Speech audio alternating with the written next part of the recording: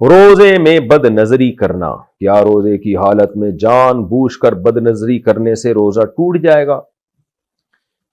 بد نظری کرنے سے روزہ ٹوٹتا تو نہیں ہے، لیکن روزے کا ثواب اتنا کم ہو جاتا ہے کہ ٹوٹنے کے قریب ہی ہو جاتا ہے وہ.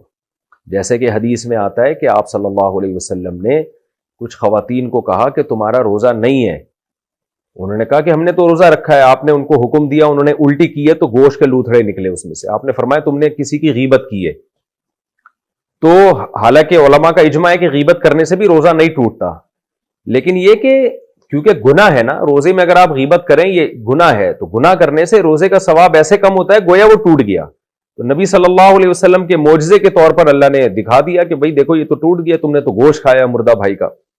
تو بد نظری کرنا، بے حیائی کرنا، روزہ فلم دیکھ کے روزے گزارنا، یہ سب چیزیں روزے کے ثواب کو کم کر دیتی ہیں. البتہ روزے کا رکن بہرحال ادا ہو جاتا ہے. رمضان کا جو روزہ تھا اگر نہ رکھتے تو اس کا جو گناہ تھا وہ تو بہت زیادہ تھا. پھر اس لیے روزے میں گناہوں سے بچنا چاہیے. حدیث میں آتا ہے روزہ ڈھال ہے، انسان کو برائیوں سے روک لیتا ہے.